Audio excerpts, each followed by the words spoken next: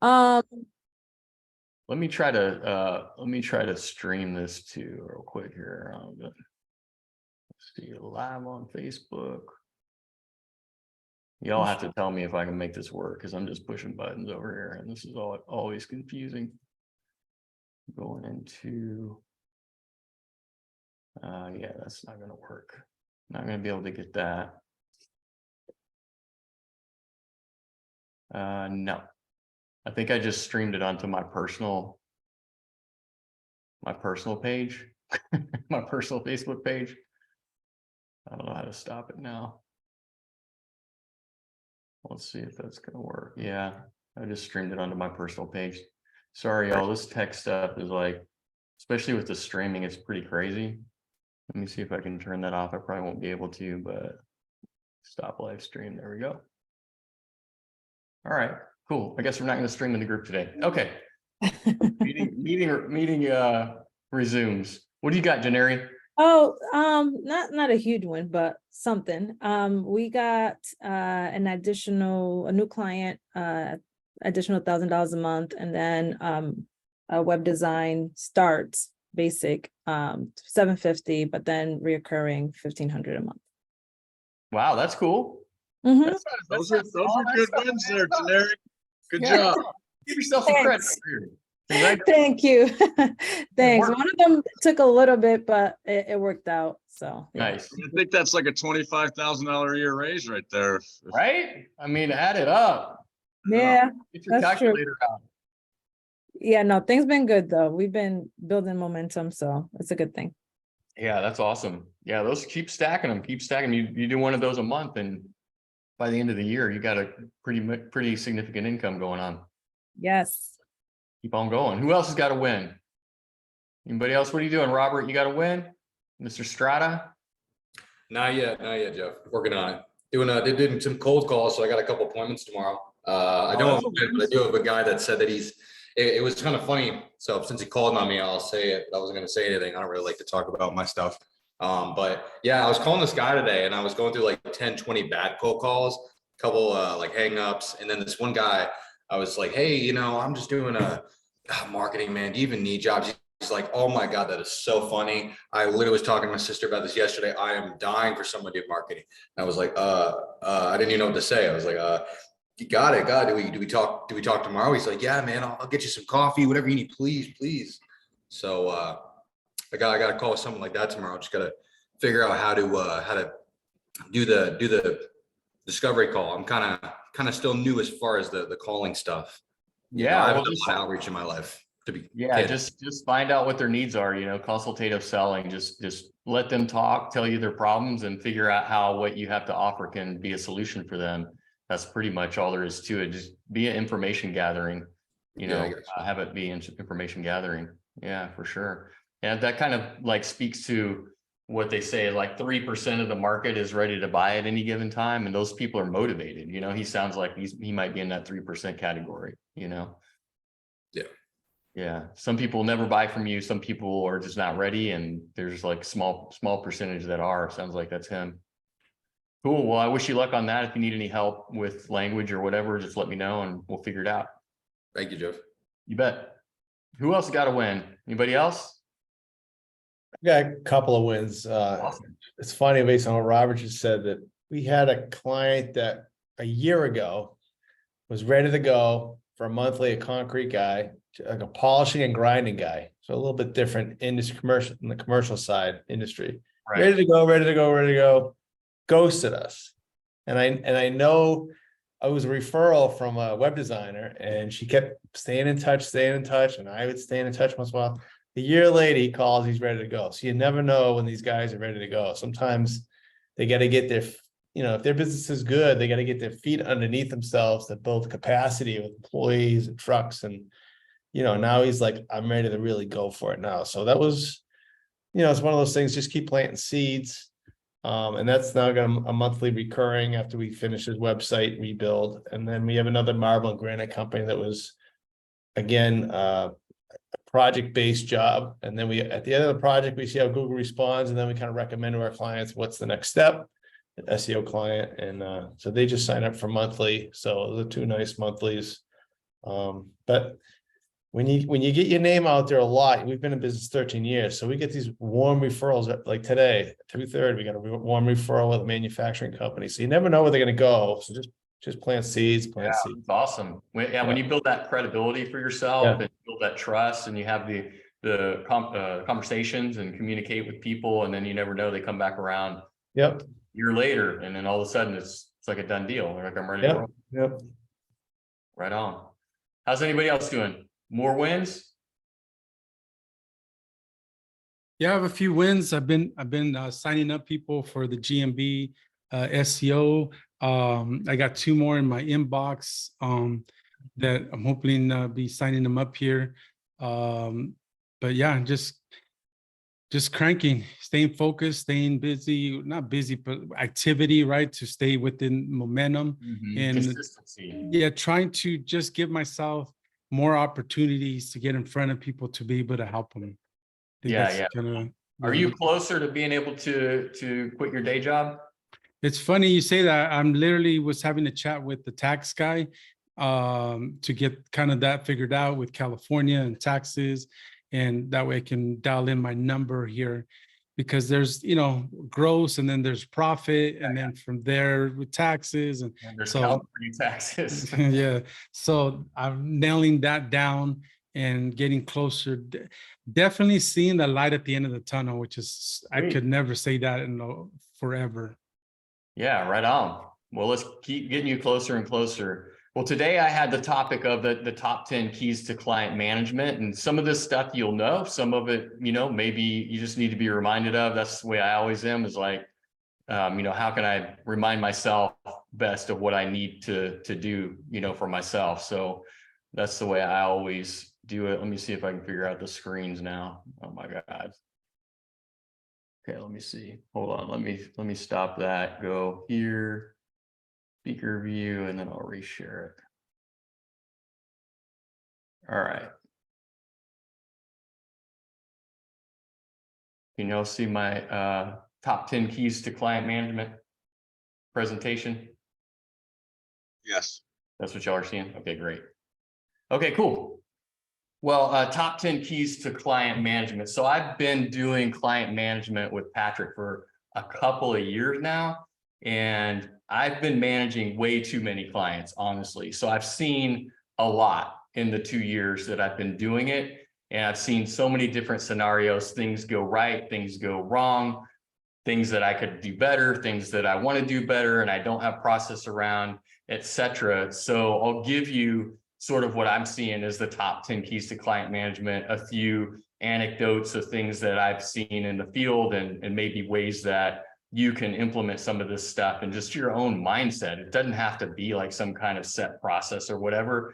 It can be just something that's in your psyche that, in the moment when you're on a call with a client, that you can kind of put into practice and get to the next level of building a relationship. And that's what it always is for me, because if I don't have a relationship with them, or not a good, like, closer relationship where they trust me, and then something goes wrong, like, I'm kind of on the hot seat, but if I've built enough goodwill, then I can kind of like roll past my mistakes. They're much more forgiving when I have the better the relationship is, So all of this stuff kind of like it ends up being how your business can grow, because if your clients are constantly pissed off at you and bailing, and you don't have good communication with them, then it's never going to completely, you're never going to be able to get as far as you could in your business.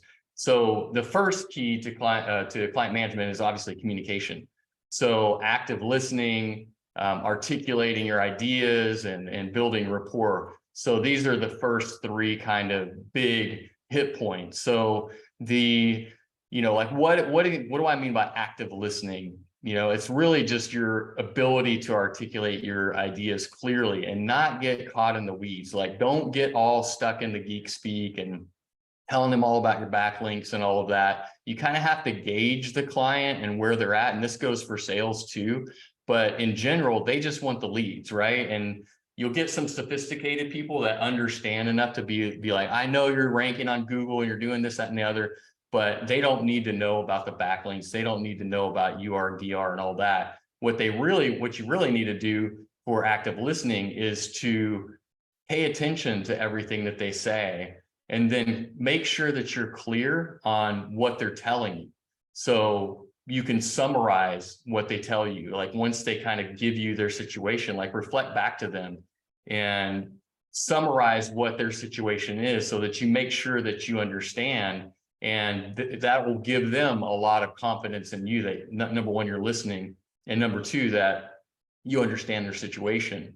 And then also reflecting back to them, you know, with emotion and kind of like feeling of you know, understanding where they're at and being like, oh yeah, man, like I understand where, you know, how that could be an issue. Like even giving them an example, maybe, oh, I had this other client that was in that same situation, and this is how I handled it, or this is how we made their business grow in that whole framework. There's people waiting to get in the room. Can I have my other co-hosts like manage that, please? And then building rapport. So building rapport is kind of an art, you know, it's establishing trust, respect, and understanding. So at the base level, it can be as simple as like, you find out, oh, well, I grew up in Dallas, Texas. Like, oh my God, I grew up in Plano. It's right next to Dallas, in North Dallas. Like you have this commonality.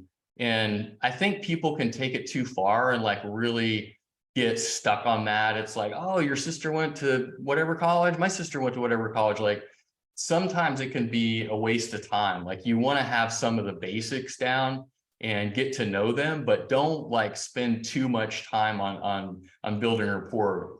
Get to know what their business is, because you can also build rapport through understanding their business, because you have, as a lead generator, all this other experience with similar clients, or you have situations that your other clients have been in, like I was saying, that can really bridge the gap and build that trust. So another thing is that if you're in a room with people who are like kind of way out of your league, like if you're in one of these manufacturing deals or something like that, like you're really reaching and you're kind of still a smaller fish in the lead gen world, and you're dealing with like a CEO or a CMO or somebody like that, and you know that you know they're going to be taking a chance on you or something like that. Don't waste your time with rapport. They don't have time for that. Like respect their time and just go in and be like, look, this is what I have to offer, and this is why I'm a good fit for this, instead of like worrying about like what football team they like and all that.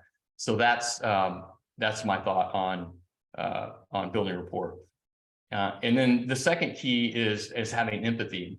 And so empathy is really the ability to understand and relate to clients' needs, challenges, and goals. So it's ultimately like what you want to do is you want to put yourself in their shoes, like whatever their situation is that they're telling you.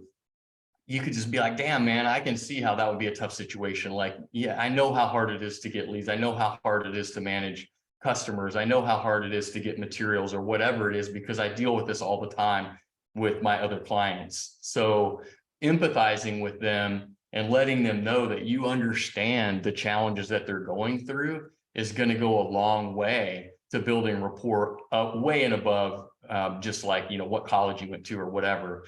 It's really going to give you that trust and credibility with them in the long run. So one story that we have is like last year we had a client who actually passed away, and we had been working with him with the intention of creating a company that we could scale together and then become partners in and sell and do an exit. We had like a 3 to 5 year timeline. And unfortunately, he passed away in a car accident.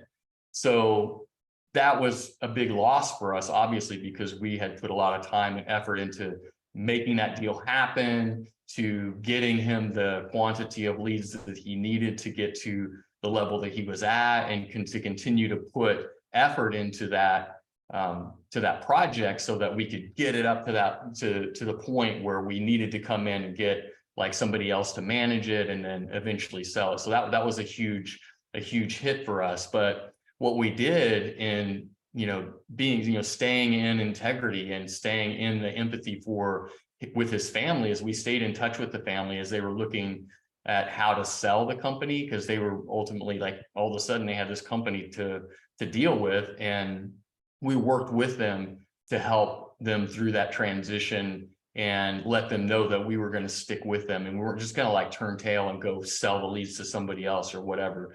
So that's kind of the way that we stayed in integrity through that process, and honored him and the family in the process.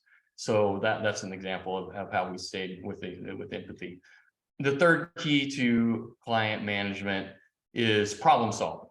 So problem solving, the ability to identify and address client issues, including anticipating potential problems and developing solutions.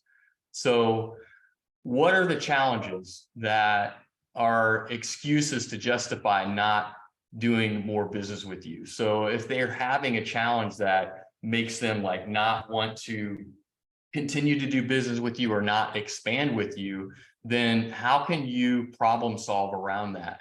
You know, how can you overcome these challenges and show them how your solution resolves the challenges? Like we've mentioned a couple of times the Alex Hormozy $100 million offers. Like make them an offer that they can't refuse. It's a stupid simple offer. It's like something that you'd be stupid to turn it down, in other words. So when we have these challenges like the phone calls, like they're not able to answer all the calls or whatever, like let's come up with a solution for that. Like, can you hire a VA or some kind of outsourced service to answer the calls so that you can take that off of their plate and help them buy back their time? You know, we've been talking a lot about buying back our time. How do we help our customers and clients buy back their time? So we're working a lot on that internally too, and just realizing how many opportunities are on the table to help do that we haven't been taken advantage of. So the problem solving ability, the more that you're in lead gen and the more reps that you have, you'll be able to see these things a lot more clearly, and to have the confidence to be like, hey, I know you must be struggling with this because my other client's struggling with this. Or ask them, you know, are you struggling with this? Because I have other people struggling with it. Here's the solution that I think could be good for both of us. And that's another way to upsell as well. So problem solving is definitely a major key to client management. The next one is time management. So with time management, it's the ability to prioritize tasks and manage deadlines while being responsive to clients' needs and expectations. So this one for me comes down to delegation.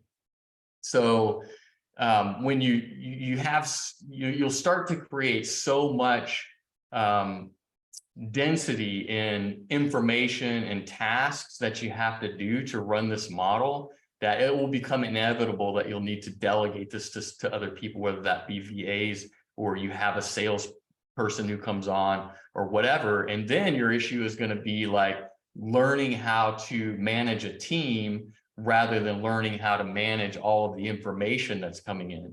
So the time management itself is never going to end. It's just, how do you up level the challenges that you have in time management so that you're not managing just a whole bunch of tasks that you are trying to figure out every day, but you're managing it from a higher level, and you're able to manage more of a team of people who are sort of turning the dials at the higher level of these people who are the VAs that are doing the backlinking and the other work, and the salesperson and whatever, so that you can kind of pull yourself up and manage less of being in the weeds and more of the overall structure.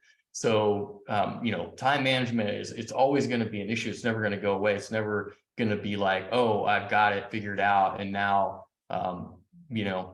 I don't have any time management issues. I have seen people who are managing companies at a very high level, and they're one phone call a day, or they get one email with a synopsis of all of the different aspects of their company. Like, I'm not quite there yet. Like, we're not quite there yet, right? But I guess that can be the goal. And these are people who have learned delegation at the highest levels, time management at the highest levels. And it's just, it's like anything else. It's a journey, and, a kind of a skill development process to get there. And finding the right people is also part of the journey. But as we kind of build our lead generation companies, like, especially in the earlier days, you don't have the resources to go out and hire people that already know how to do this stuff, or are already so skilled at it. Like the people I'm talking about are running like major companies, like tens of millions of dollar companies or whatever. They have resources that they're going to hire a sales manager, they're going to get the best. If they're going to hire chief operations, like they're going to get the best. They have the resources to do that. We're kind of like more bootstrap entrepreneurs on the ground level. We have to just deal with stuff, you know? And so I guess getting more and more of those kinds of aspirational examples so that we can continue to up-level our own skill set, delegate, and move up. So, you know, one thing we've done is we have a lot of metrics that we realize would really benefit us to have that data on a consistent basis. Like, what is the average cost per lead that our clients are paying every week? What are, you know, what's the number of leads coming in every week? You know, how do we get the number of qualified leads so that we're not counting sales, you know, vendor calls and people looking for jobs and all of that? Like, how do we get all of that data and have it at our fingertips? So we hired VAs on our team, and they go through and they go through all of that data, and we have it available to us at all times. So that's a really big thing for us, because we're able to talk to our clients a lot in a lot more informed way, and give them, you know, a real assessment of what their project or situation looks like. So that's time management. Adaptability. So the fifth key to client management is adaptability, the ability to adjust to changing, somebody here, the ability to adjust to changing circumstances, respond to new challenges, and be flexible in your approach.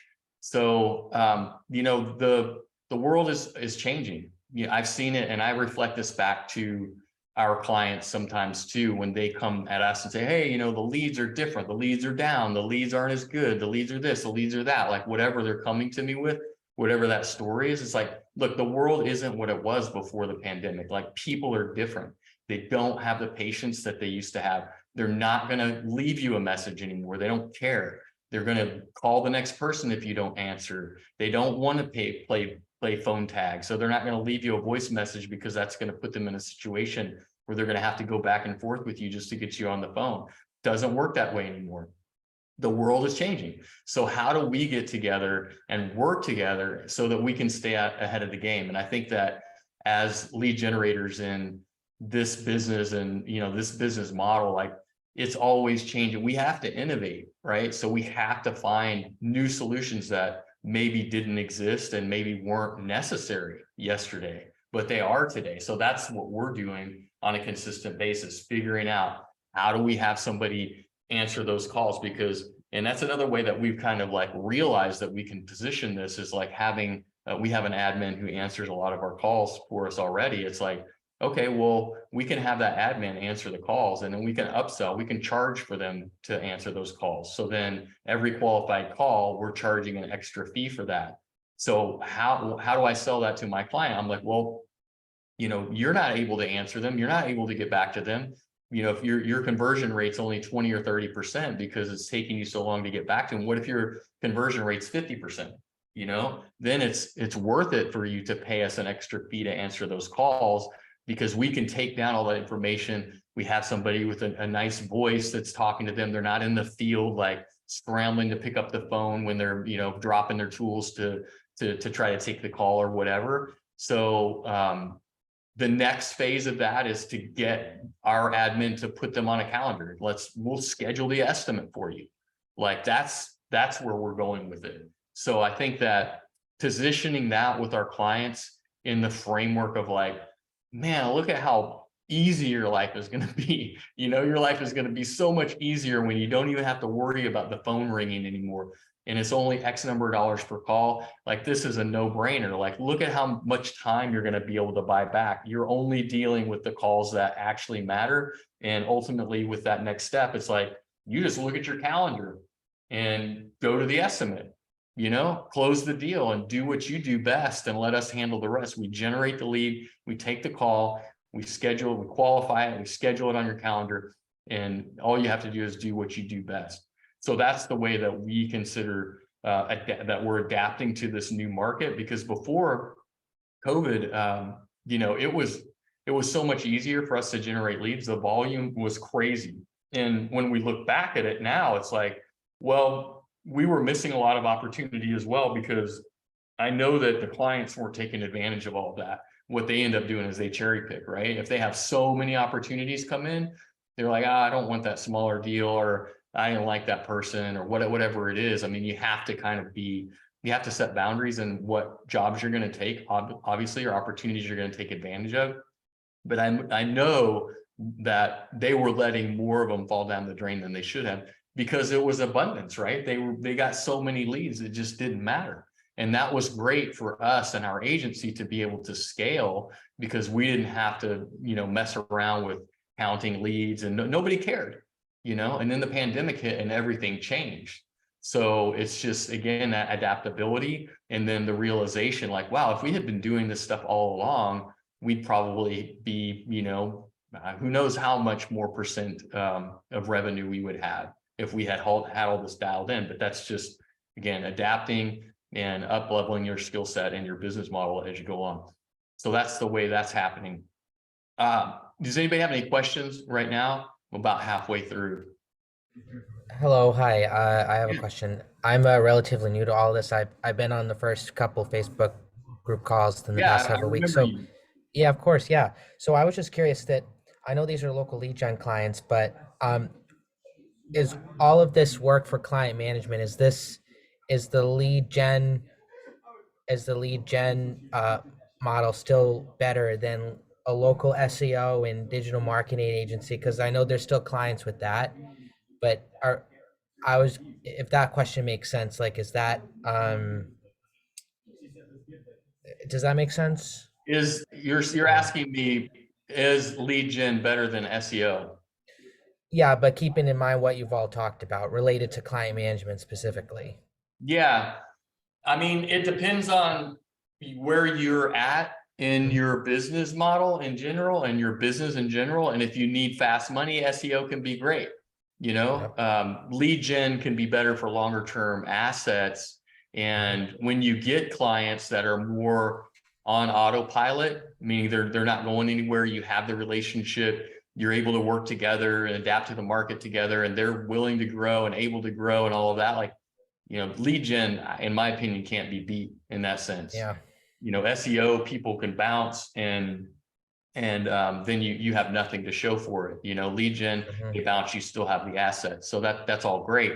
But ultimately, like, all of this stuff that I'm telling you, like, I don't even think about it. Like, it's just the way I do business. It's not like, oh my God, this client management stuff is taking me so much time. I mean, yeah, I'm managing too many clients, and there is a number that you should probably have, not only, somebody else on your team, hire somebody on your team to do sales and client management, but it's not like I'm sitting here in the weeds thinking about all these keys. I kind of pull them out because they're just kind of concepts that I could have a 5-minute conversation with a client and hit every single one of these keys. You know what I mean? It's not like something that has to be so in depth that you're overthinking it. It's just kind of a way of approaching your clients that you're always tuned in to what their needs are, where you're going with the relationship. You don't have to have every hit point in every conversation. I try to reach out to my clients at least once a month, because I have too many. And so sometimes that's only on text. I'll be like, hey, Eric, how's it going? Blah, blah, blah. If I have a bigger conversation with them, then I might bring in some of these other questions, like, oh, how's the wife and kids? Did you take that vacation you told me about on the last call, or whatever, but it's not like this stuff has to be so cumbersome. It's actually pretty easy, and it's pretty cool when I think about it, to be able to be as tuned in with somebody's business. Like, that's what I'm doing here. I'm trying to make an impact in the world, trying to make an impact on people's businesses. And so if I know what that impact is, I know what's important to them, I know what their goals are, I know all this stuff, then I'm able to really see in real time. It's like, well, am I doing what I said I'm going to do? Are they doing what they say they're going to do? Are they stepping up to the challenge and growing their business as I feed them more business, or are they not? And so it's just more of kind of a sensibility about it for me. It's like all of this stuff I've learned kind of intuitively over the last couple of years of managing clients, and it gets pulled into the conversation in the moment when it makes sense. I don't need to sit and look at the checkpoint every time. So my intention here is to kind of like make you guys aware of like, oh, here's a question I could ask, or here's a concept that I could think of when I'm talking to clients, and maybe conceptualize a little bit more about what can be important to grow a relationship long term, and what might trip you up and get you on your heels with the client. Does that make sense? Yeah, that makes perfect sense. Thank you. Yeah, cool. Anybody else have questions? All right, we will move on to number 6. So the 6th one, and these aren't in any real particular order of relevancy or importance. They're all kind of just like I say, you pull it all together, and it's all just kind of like a way of approaching client management. But customer service in general, the ability to provide excellent customer service, managing expectations, addressing concerns, and providing solutions overall. So that's just the basics of being able to again tune in with your clients and make sure that you're not only kind of being nice, but it's an art to pulling all this stuff together and to provide them what they need in the moment.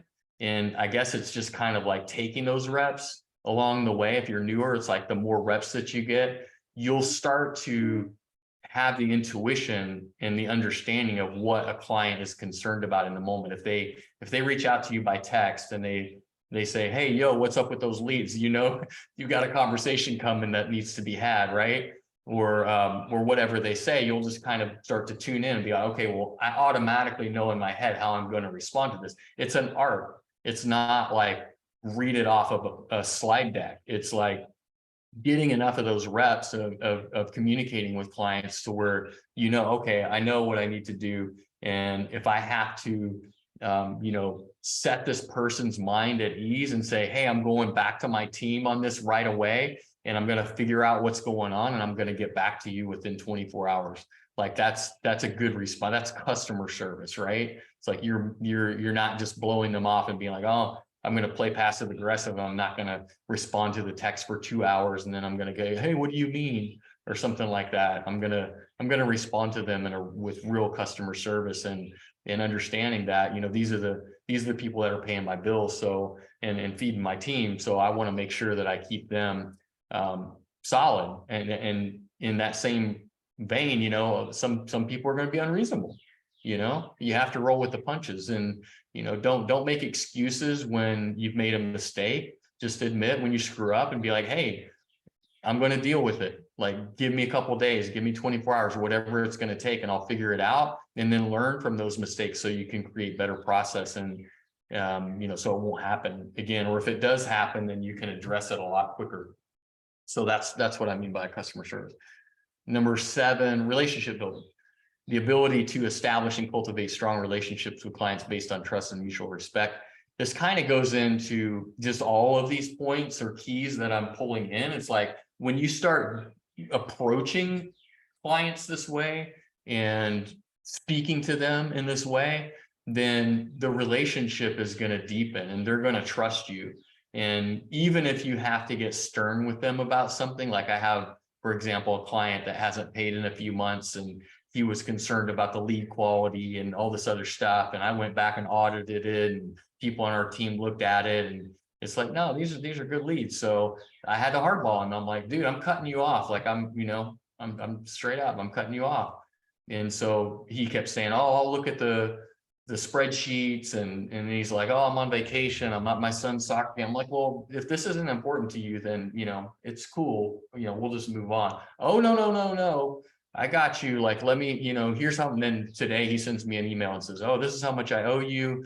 Like, how do I pay you this time? Like, so I had to kind of like get stern with him, but I had the goodwill to be able to do that. So, when it comes down, when push comes to shove, if I have to push, or shove, then I want to make sure that I built up enough goodwill to be like, all right, well, I could take it or leave it, it's okay with me, like no harm, no foul, we'll move on. But we had built up so much goodwill with him. He's like, no, I don't want to lose the relationship. I'm sorry, I should have prioritized. Like, yeah, you should have prioritized, man. I'm setting boundaries here. Like, this is important to us. Like, we have people to feed, we have mouths to feed, and you're not paying us. Like, that's important. So that's a relationship. That's overall, but based on the relationship that we have with this person, based on trust and mutual respect. And if he's not respecting, then I got to check him, check yourself, dude.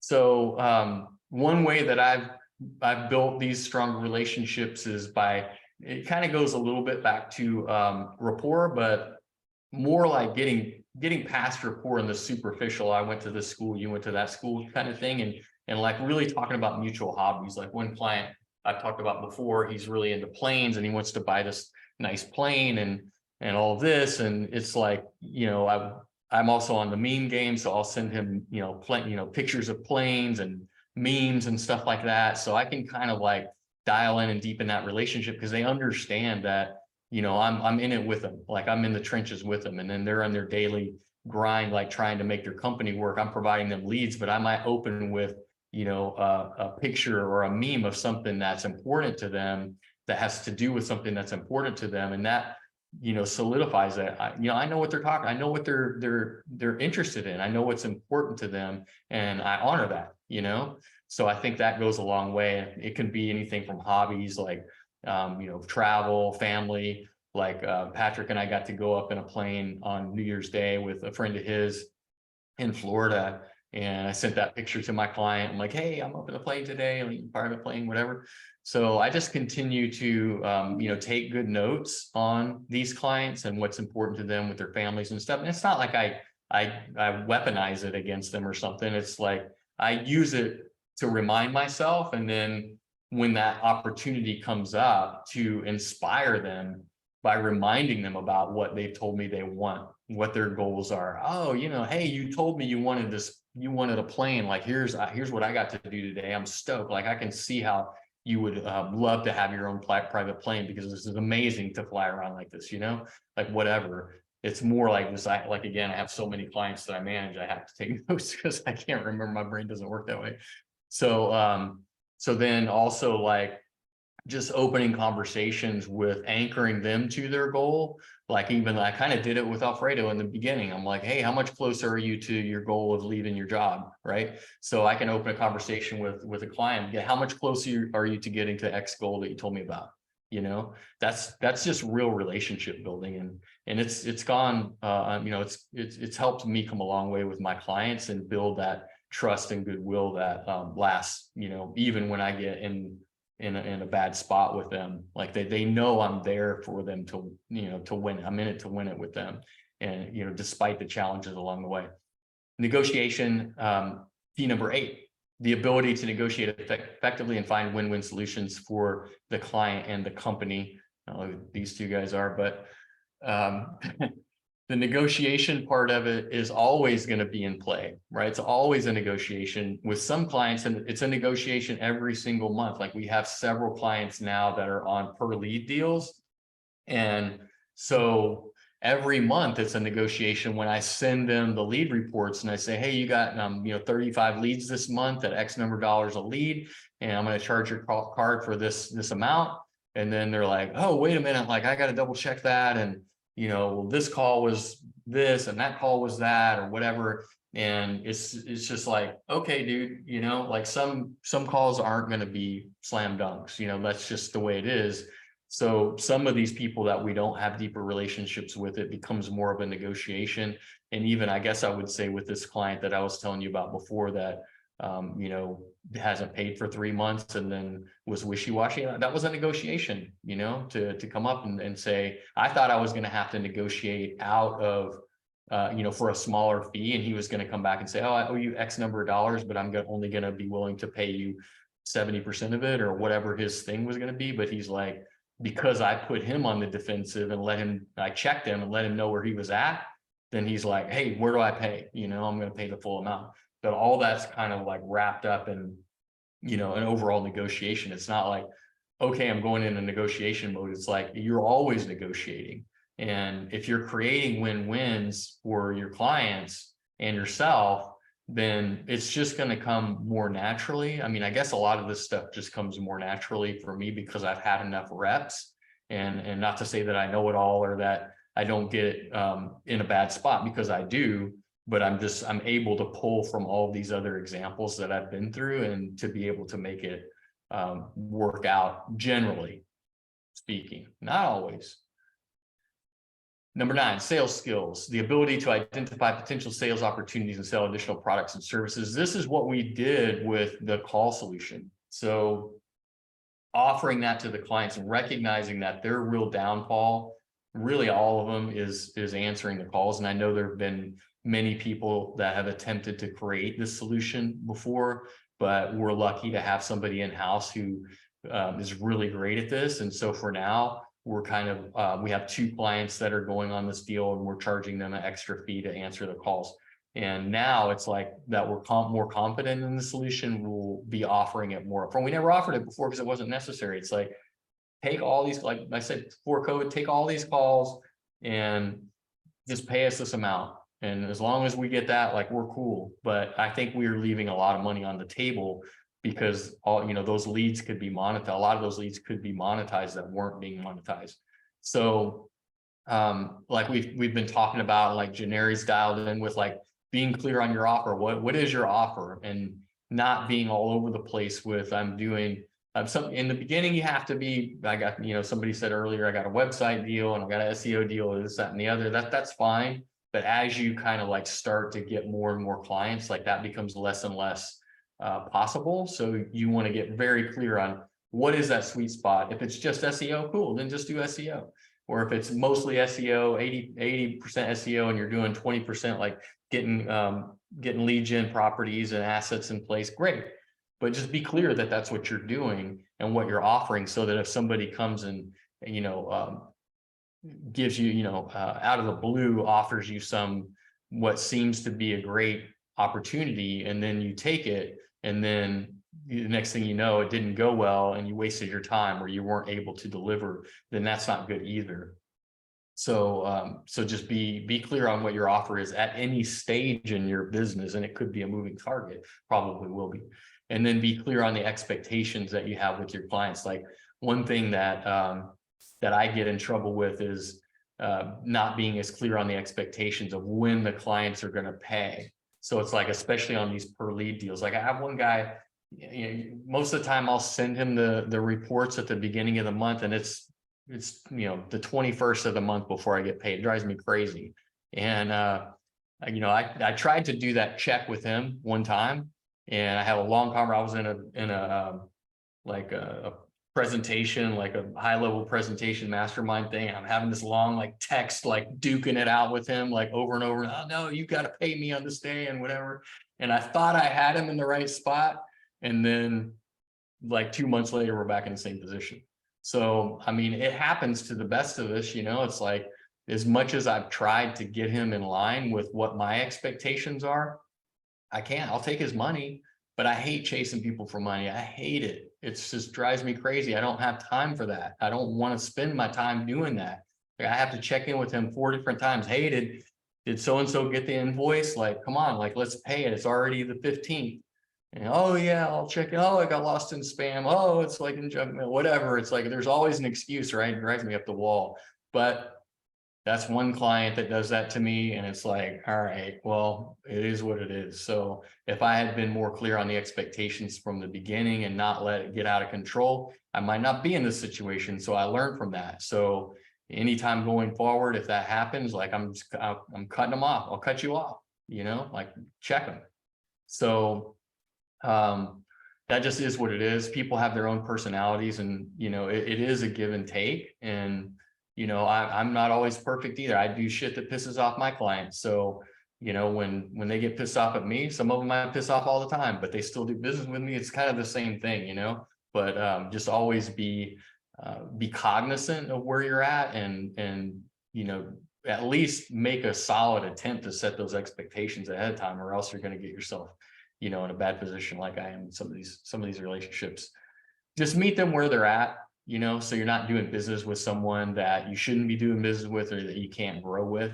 That's the biggest thing. If you can't grow with them, I think that's the biggest mistake that you can make, is to start doing business with somebody, start sending them a ton of leads, and then they can't take them. They can't take advantage of them. They're stuck at some certain number, 1,000, 2,000, 3,000 a month. It doesn't matter what the number is, but they're stuck there. And you've done all this work, and then it seems a little, it can seem, not always, but it can seem a little bit out of integrity to start selling to somebody else, because oftentimes in my pitch, I say that I won't do that. But we do have clients that are like, look, I'm at this level. I have this many crews. I can handle this many leads a month. And we produce 2-3 times that number of leads. So we have like overflow clients that take the rest of those leads, even though that person was our initial client. So we have situations like that. And again, that's just kind of being adaptable to the client and in the market in general. So I see a hand up. I have one more slide, and then I will take that question. Number 10, analytical thinking. Key number 10, the ability to analyze client data, identify trends, and use data to make informed decisions about client management strategies. So, what does the data tell you? Like I was saying before, we have VAs that tell us, the cost per lead every week, so that we know exactly where our client's at. What is that going to tell us? It's going to tell us whether a client is in jeopardy or not. If the lead cost goes up too much, they're not going to continue with us. So, we have to implement strategies immediately so that we can get that under control if we see that cost per lead going up too high. And that data can tell us a lot of things about what our clients might be thinking. And that's why we do this we do this analysis of the data and try to keep track of it. And we are, actually constantly thinking about how we can integrate more of this to be these types of data analysis to be in automatic and LeadSnap, and a lot of that has gone into the GMB heat maps and things like that with the average and some comparisons and all of that. And we'll consistently be thinking about this as we continue to put in new features and develop in LeadSnap. Is like, how do we make this kind of data just on your dashboard? How do we get it there on your dashboard so that you don't have to have a VA? Ultimately, that's what LeadSnap has done, is given people the opportunity or the ability to run a business on a lot leaner and with less human capital. And that's always going to give you more efficiency. It's going to give you more of the information that you need to control your clients and manage them better and all of that. So it gives us an idea of whether there's a disconnect between their even our clients and their customers. If I'm listening to their call and I hear that their attitude on their phone doesn't seem professional, or it's not building trust with the customer, that's an opportunity for improvement. That's data that I'm taking in about my client. And then also, if they're letting too many calls go into voicemail or to be missed or whatever, do I get the sense they're cherry picking and they're just like, they're kind of like on autopilot and they're kind of like riding it out and they're not really willing to grow, and they're just cherry picking the best leads and letting the rest of them go? Well, that's not good for us, So analyze the data, always be thinking in these terms. What's the data telling you? What are the trends telling you?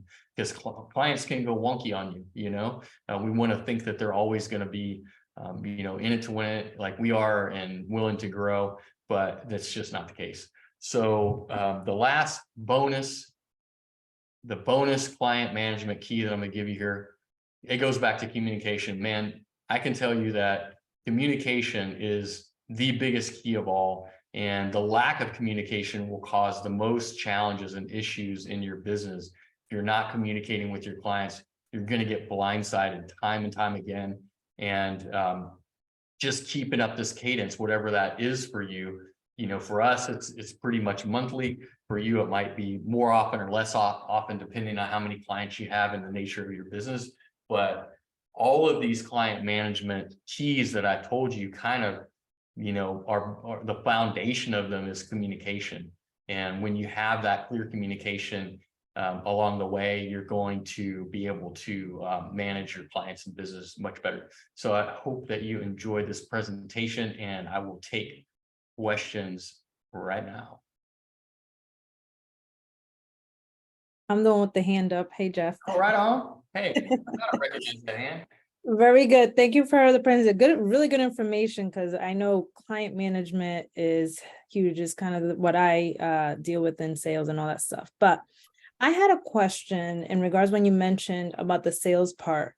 when you have a client that you send all these leads and they're just not doing a good job at closing. For example, I'll give you a quick one. We sent like 54, this is painting leads to one of our clients, and he's an older man and he's stuck in his ways. And I'm sure you guys have some clients like that.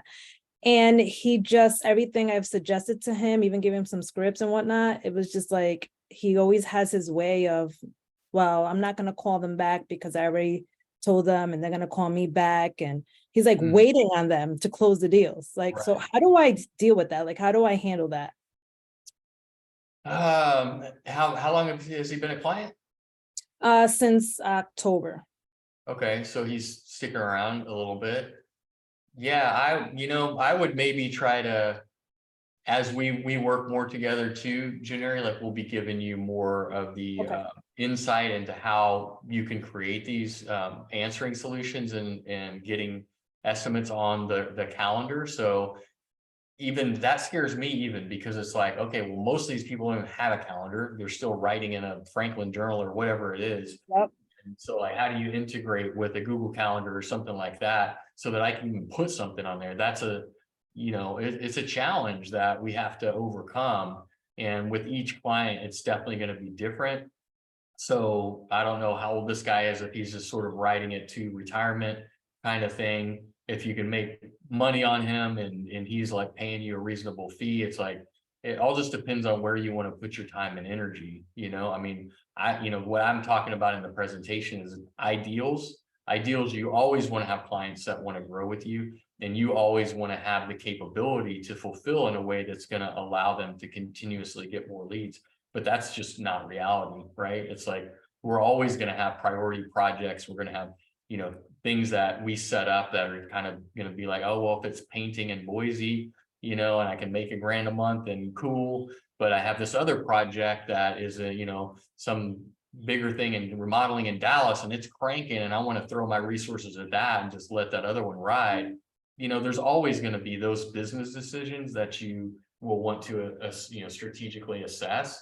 But to get somebody that's that entrenched in their ways to, be more proactive about it, I would probably maybe suggest to him, like say, hey, well, what if I followed up on a couple of these and see if I can get them closed for you? Like, what would that look like? I haven't. It's almost like he's afraid. He doesn't want, I think he has an issue with sales. He's not a salesperson at all. Like, I think I'm probably gonna have him just hire somebody because, or even just, I'm gonna start taking the leads for a little bit and I don't know, but then at the same time, if I do that and he doesn't have a calendar, like you said, and I don't know what's like, it's gonna be an issue anyway. So you know what, he might, Joe and I spoke about him. We're probably gonna drop him eventually or anything like that. That's probably, I think he's gonna phase out, to be honest. So. Yeah, and that might be the thing, and that's where you prioritize strategically. It's like if it's bringing in money that's helping you grow other parts of your business, and it might be okay, we'll just let him ride on autopilot, and that's somebody that you want to eventually replace. That's fine, as long as you know what's going on and you're not depending on him and being like, I have these high hopes for this guy, but he's not falling into line, and and you're wasting your time. It's like, don't get stuck on maybe, be very clear about what it is. Like he's a yes, he's a growth partner, and he's going to be able to step up and into whatever we create together, or he's not. And so if he's not, which it sounds like he's probably not, that's okay. That. So just ride it till it makes sense, or till it doesn't make sense anymore. And then switch directions, Yeah, 100%. Yeah. But you can't change people. I've learned that the hard way. And you can't always help people that need help, so you can only do the best that you can. You can offer people, you can lead a horse to water, but you can't make them drink ultimately, right? 100%. 100%. But you can waste a lot of time trying. Yeah. Oh, 100. Yeah. I stopped doing that. Yeah. What's Robert Strada got to say? So, hey, Jeff, just had a quick question on Google Slides. So for discovery calls, I was thinking about possibly doing something like that, creating a Google slide. I don't know. This might transition into 2 questions. If it does, my bad. Bring it on. But yeah, if I create like a type of Google Slides to present something to them, like, hey, we do SEO, lead gen, whatever, then would you present the price to them and then give them a day to think about it? Or would you try to just like close them on the deal, or would you just like give them a bit to think about it if you went that route? I would see what their resistance is. You know, if it's like, I mean, people say a lot of things about, oh, well, make sure before you even get on the call that you have all the decision makers on the call and like, you know, all that kind of stuff. I don't worry about any of that. Like, you know, I'm dealing with them and you know, frankly, I do a lot of tech selling. I do. And it's just, I believe in what I have. I know how valuable these leads are. I believe in my leads, and that comes across even in a text. So I don't get too wrapped up into 3 p.m. on Thursday, you know, put on your green eye shade. And we're going to go over the financials. Like, I don't do all that stuff. I'm just like, hey, it's this price and let's just find out together. You know, let's figure it out together. Are you on board? Like, do you want more business? Yes. Okay. I got more business. Yes. Okay, cool. Let's start there and let's go. So if I send you these leads for a week and you're making hay out of them and you want to continue, sometime, you know, if it's gone kind of beyond the freebie trial phase or whatever, but I'm happy to send you leads for another week, but I'm gonna bill you for them, you know, retroactively. If you don't have that trust, you're not ready to pay me a fee. But like I said, we're going to a lot more per lead deals now because this is easier to close. They have a lot more comfort level in it, and not all the time, but you know, I guess it's different than it used to be. It used to be they were getting so many leads pre-COVID, and they were paying way less than those leads were worth. You know, for the quantity of leads that they were getting. So that's not good for either one of us because they're not motivated to take advantage of it, and we're not monetizing them as much as we could. But it allowed us to scale because we didn't have to screw around with it for years. You know, it allowed us to go develop more projects, get more clients. So that ship sailed, and now we have to do it different. But I don't really have a problem with being like, here's what it is. Yeah, think about it. I don't care. Think about it. Don't think too long because I might not be here, you know, if I got somebody, but I don't try to like, you know, posture or whatever and be like, yeah, I got 2 more people looking at it. Like, I don't do any of that. I'm like, if I like you, it's like, cool, let's do business or not, like, whatever, let me know. And, you know, maybe that shows a crack in my sales skills. I don't know. I do all right. You know, I'm not the best sales guy. I'm not perfect. I make mistakes. And sometimes I get myself in situations that, like I'm saying, that you know, with client management, it becomes hard to manage them sometimes if I don't set all of those rules up front. But I got a lot of stuff to do, you know, so I'm just like, I just kind of like pick my battles, I guess. So I don't have a problem giving somebody an extra day, but there's probably somebody else on this call who would never give somebody an extra day. So it's just kind of like, what is it for you? Like, what makes sense in your business? I have so many things to sell and so many things to do that if I sat there and like hardline somebody like that, I'd never get anywhere because I'd just be hardlining everybody and then I'm back to square one. You know? At least that's my perception, you know, and then I'd have to start all over with prospecting again and get somebody in, get them to trust me. It's like, I already have somebody who trusts me. We've already had some banter. I know what school he went to. We got some rapport going, like whatever, you know, it's like, let's do business together. How can we do business together? How can we make this a win-win? If I know I've got the right person, you know? Gotcha. Or I think I've got the right person. I never know for sure. Yeah. Does that help? It does. I always like whenever I ask these questions and you go more into the psychology of it, because I feel like that helps a lot more with this business because everything changes, but psychology doesn't. So I love the fact hearing that you have the abundance mentality. It does help. Thank you, Jeff. You bet. You bet. All right. Anybody else? Questions? All right. Well, it is 3:02. Perfect timing. We've landed this plane. 10 key. What did I call this? 10 keys to client management. I hope you enjoyed the presentation and that you got something out of it. And Alex is asking, do you do per call or per closed job? We do per closed job. We wouldn't charge people for spam calls or people calling from Yelp or wanting to verify GMBs or any of that. That's one of the values that value that we provide is that, yeah, we're not going to charge you for crap. We want you to grow your business, and you're not going to be able to grow your business from Angie leads, calling you. So we do not per closed job, per qualified call. I should say, I misread that. Per qualified call. If it's a qualified opportunity, they actually want your service, we'll charge for that. That makes sense. Cool. All right, y'all, go get some wins, and we will see you on the next one. And have a great week. Peace.